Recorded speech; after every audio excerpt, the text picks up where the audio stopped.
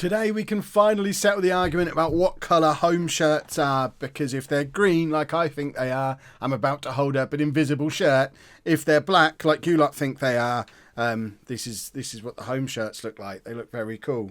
I'm not wearing it because here's my tip. How do you show it the right way around? This is my tip for those of you who want to order one. Order a couple of sizes bigger than what you'd normally get. This is a 3XL. I'm not that fat, but this looks like it's painted on, so I'm not going to wear it on the video until I've gone like 6 weeks without eating any food or drinking any water. So it'll be a little while, but that's what the home shirt looks like. They're really cool, proper football shirt material. Come with name and number on the back as well. This is the away shirt, which also looks very, very cool. Got the detailing in there with it's coming home on the label and name and number on the back of that one as well. And I'm still waiting for my third kit to come from. But if you want one of those shirts, the link to buy them is right at the top of the description down below. 10% of the profit from every one of these sold goes to the National Autistic Society as part of the deal to get them on there as the shirt sponsor as well. And they're such good quality. They're like proper football shirts. I'm so impressed with them. They've even got the proper button detail on and everything. So happy. If you've got one, make sure you tweet the picture at me, because then I'll use your picture in a future thumbnail.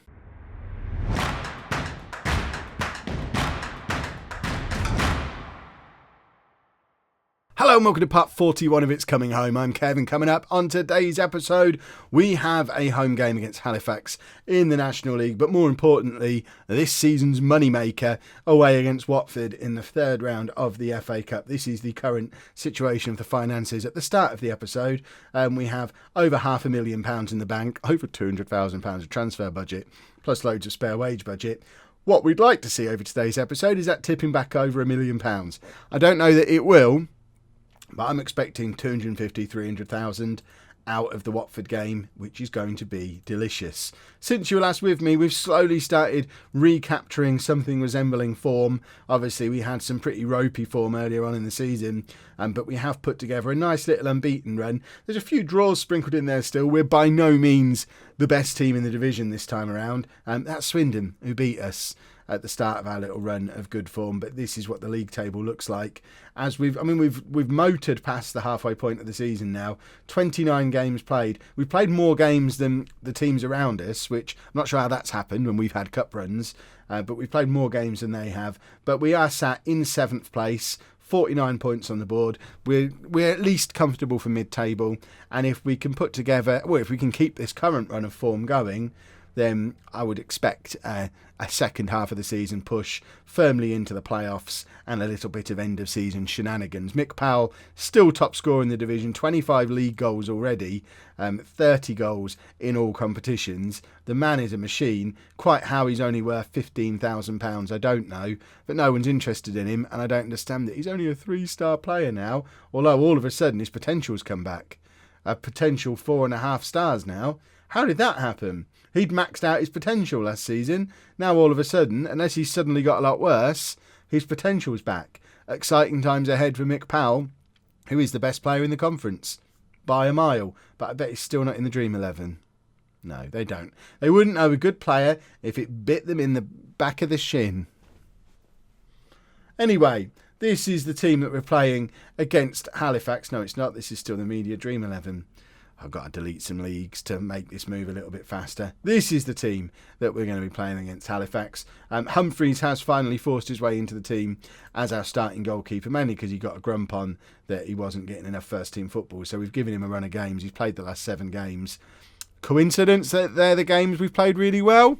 I'll leave you to decide.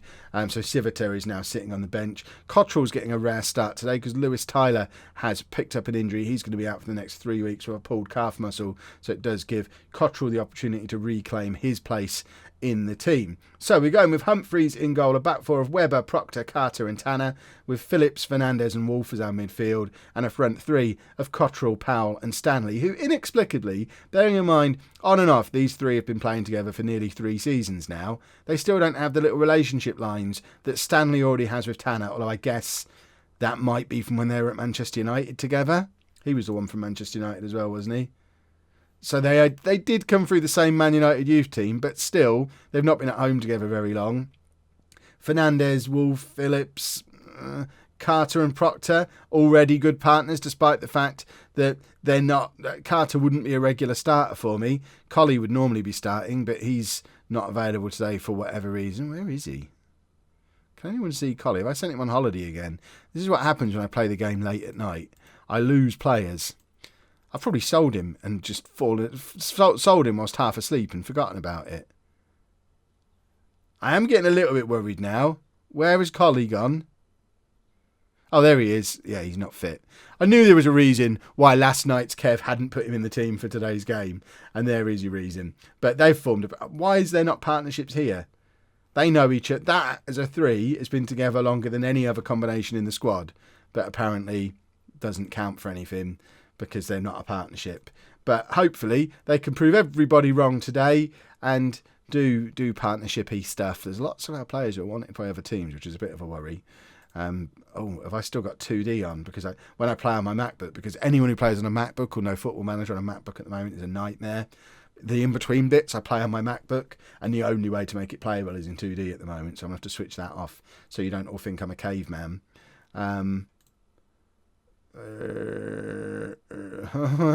Yeah, go out there and impress me, and then get rid of this 2D nonsense. Goodness me. It's like living in 1996. And stick replays on. Oh, you're getting an insight into how I play the in-betweeny bits. This is not good. I don't want you having insights. So, as it stands right now, we're up to 5th because we've played so many more games than everyone else around us. So, we need a win to push up even further up. A win would push us up potentially to 3rd place. But again, having played loads more games than all the other teams around us. But still, being up in 3rd place with an FA Cup 3rd round, that's the sort of situation that would make me rather happy. So I'd like it if we could score a couple of goals and take the lead, please. Where are Halifax in the league? Halifax are roughly equivalent to us. I mean, that's where we were an episode ago, down 9th, 10th. So they're a team that it's not a foregone conclusion that we're going to beat them, especially with all eyes on Watford in a couple of days' time. People aren't going to want to get injured, but hopefully we can find a way past. Is that Matty Godden who plays for Posh in real life? It is. What is he doing? A, playing on the wing. B, still playing in 2020, whatever it is. And C, playing for Halifax. I don't understand. Right, let's assertively say, keep working hard. Hard work is what we need.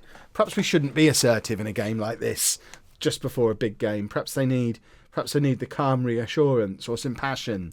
I don't do enough passion around these parts. I need to become more of a passionate man. We have got O'Brien on the bench. He's probably feeling a little bit hard done by to not be in the team, but we have 4 very good midfielders in Phillips, Wolf, Fernandez and O'Brien, and I can't fit them all in at the same time. I've even played O'Brien out on the wing a couple of times just to have him in the team because he's a very good player. It's just difficult to find a slot for him in the side. And in fact, I think we are going to stick him out on the left wing now and bring Foy on as well and just try for something a little bit different. Cottrell, Powell and Stanley proving today. Dale Southwell's just come on. Or just gone off, in fact. How did I notice Godden but not Southwell directly above him?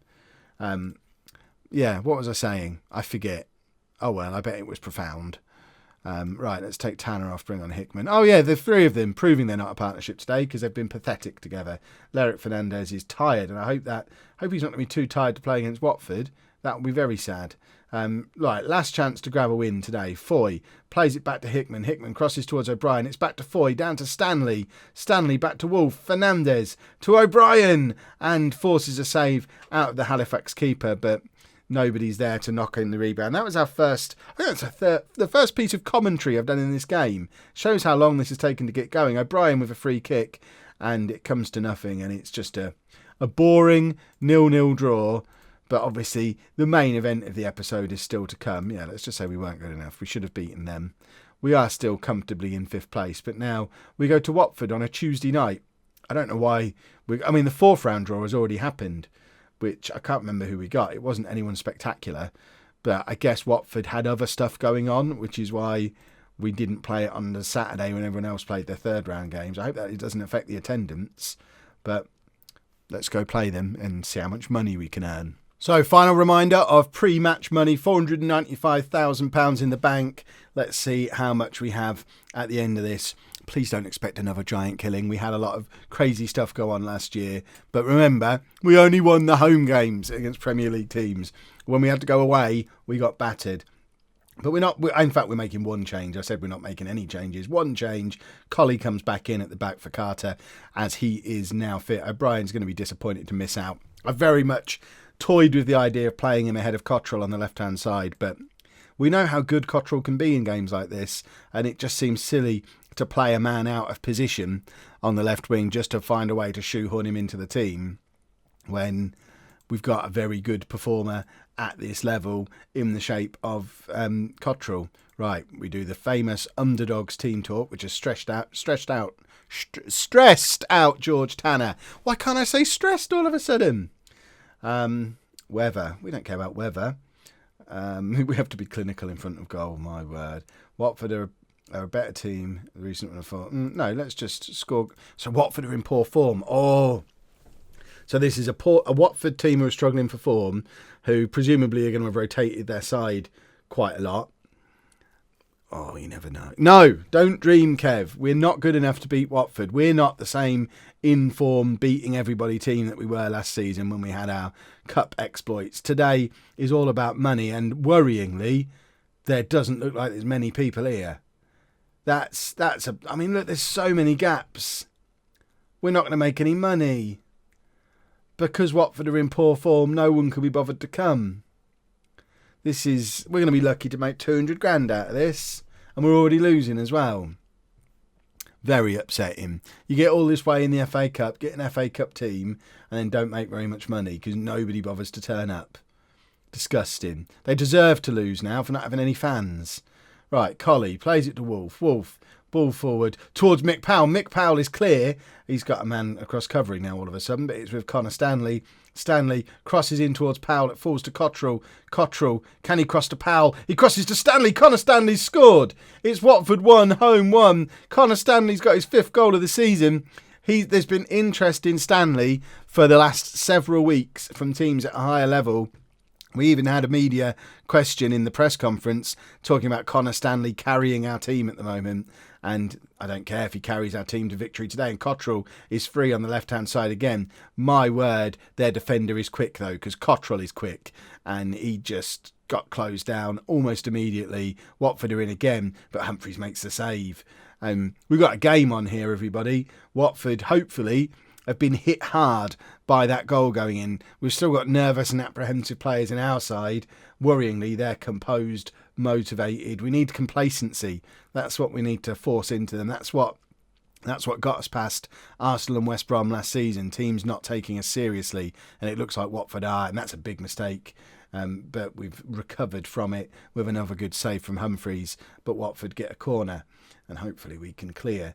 Colley does head clear, but only as far as a Watford player. Colley on a yellow card already, which is a bit of a worry so early in the game, because he's obviously going to have to do some tackling. Shane Phillips doing some tackling there, though, and it's with Fernandez. Fernandez plays it forward towards Powell, but it's slightly overhit, and Powell can't get there before the onrushing Watford keeper, and it's Webber with the throw-in. Fernandez again tries to release Mick Powell. He's come out very wide, but Stanley should be lurking in the middle. Powell plays it all the way back towards Webber, but it gets intercepted by the Watford striker or winger or Watford player. Let's just say player, shall we? And we get away with it a little bit again.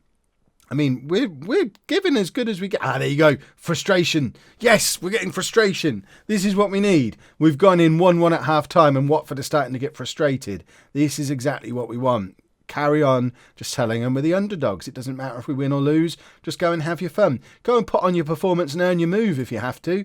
Connor Stanley, go and show League One teams why they should be offering £500,000 for you, not 100,000 like they are at the moment. Let's make our money out of this game that way.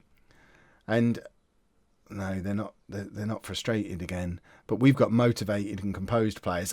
Disinterested. Right, this is where we leap. What can I do? I don't want to put any pressure on. I'm going to avoid saying anything. Just let them have their fun. Imagine if we can force a replay. I'm starting to dream. This is a worry. Don't dream, Kev. I'm worried about Joseph Colley, but even more worried about bringing Hayden Carter on to replace him. Colley's just recovering from injury and is on a yellow card. But I don't like to change the centre-backs, especially when the one we'd be taking off is our best one by a mile. Mick Powell not having a very good game. We've got Matt Foy on the bench who could potentially come on for him. I want to get Lewis O'Brien on as a first port of call. He can come on in midfield. And I think we will bring on Matt Foy. Just to be a different kind of striker to Mick Powell. And we'll leave Collie on for now. I'm not going to make a third change, though, just in case Collie gets sent off. Oh, we held on for so long. But they do score in the 75th minute from a free kick. Humphreys has done incredibly well. Did we not get a replay there? Why are we not getting replays? How has that happened again? There we go. We've got replays back on now. Didn't we have that happen earlier in the series as well? Stupid, right, Collie has got to come off at this point. I know it's not a particularly attacking change in the circumstances, but he's not playing well, he's tired, and he's on a yellow card. So Carter can come on for the last 10 minutes. And we'll show some passion, maybe. That's fired them up. That's good. I didn't want to put pressure on, but I want them to come off the pitch feeling proud in defeat. Only 9,000 people have turned up for this game. We had a 4,000 attendance in the league earlier in the season. We won't have made 100 grand out of this, I don't think. That's a real shame. You get a Premier League team away in the FA Cup, you at least expect some people to turn up and watch the match. Only 600 people have come from home. Poor show all round. Right, Foy on the left, on the right-hand side, finds Stanley. O'Brien back out to Foy. Foy has just scored a wonder goal from the edge of the area. 85 minutes on the clock, and all of a sudden it's Watford 2, home 2. And the dream is alive. We might be able to bring him back to our place. Connor Stanley's involved again, but all credit has to go to Matt Foy, because that is a beautiful finish that nobody could have been expecting. And now the replay is on again. Oh my word. O'Brien from the edge of the area. For a second there I dreamed, because I've seen him score those this season. I've also seen Lerick Fernandez score them, and I possibly would have given it to Fernandez if I'd have been in charge. Fernandez is now injured. We're just going to... I don't know what to do. Bring Matt Foy back into midfield for the last 4 seconds of the game. We don't want to concede a goal at this point. Just hold on. Please hold on, lads. Please hold on. Not like this. We want the replay. This is how we make our money. And we have earned ourselves a replay against Premier League opposition. We've done it again. That's 3 Premier League teams now who can't beat us, and we've done it away from home. When is the replay? Obviously, that's going to be tomorrow's video, and we'll see where we go from there. Who potentially could we have in the next round? I know this is very naughty, having a look, but if we do manage to find our way past Watford, we've got the potential of Manchester City at home. Watford tomorrow then, boys and girls. If you've enjoyed that, please make sure you leave a nice big thumbs up on there for me. Subscribe to the channel for daily Football Manager videos. And thank you very much for watching. Oh, I'm still here. Money. We made about 100 grand.